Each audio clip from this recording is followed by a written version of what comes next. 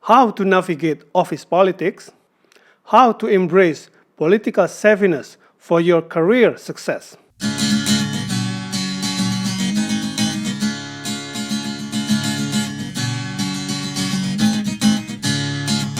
Welcome to Business and Management Podcast.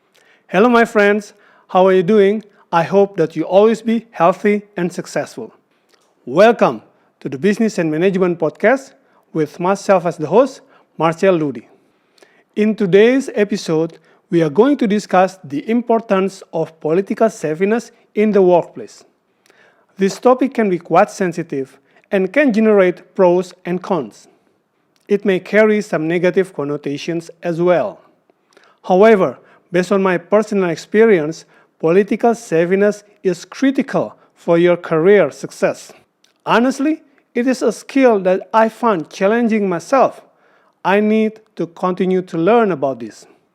If only someone had given me this advice when I first started working. That is why now it is my time to share my learnings for you. Political savviness is not about being manipulative. It is not about engaging in unethical behaviors. And it is not about pursuing personal goals with win-lose mentality. That is not how we define political savviness.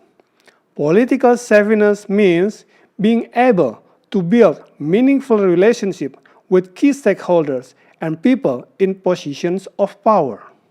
It is about leveraging those relationships to achieve some objectives. The goals can be for your own personal career success or for the success of the organization or the company you are leading. Political savvy individuals are usually well connected. They are also well informed. Political savvy person is engaging and have a strong presence. They are practical, shrewd, and flexible.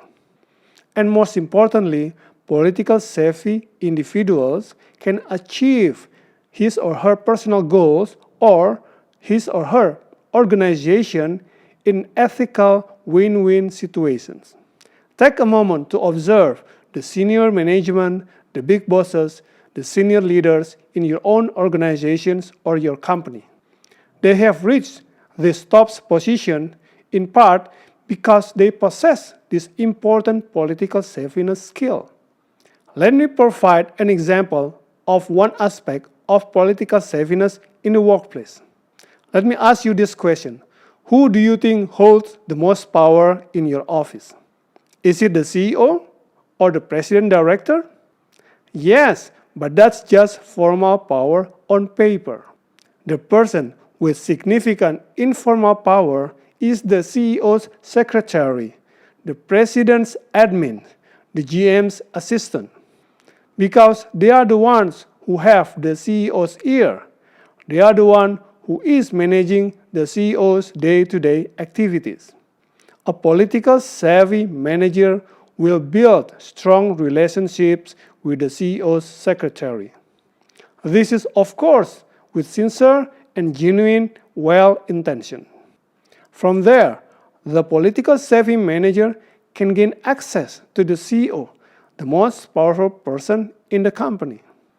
The political savvy manager can request for a one-on-one meeting. They can get valuable intelligence about the mood of the CEO for that day, so they can prepare accordingly. They can ask for schedule prioritization.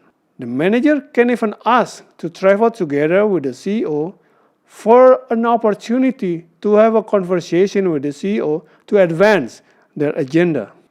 All this is done with the aim to improve, to increase the influencing skill to the senior management. As we know, influencing senior leader is a crucial skill to advance your career. Now, how about you? What are your thoughts about political savviness in the workplace? Do you consider political savviness good or bad? Is it an important skill for you? Please share your opinions in the comment section below. If you feel that this podcast is beneficial, then please click like and subscribe. Don't forget to share with your friends so we can spread the benefits. Thank you so much. May you always be successful. All the best.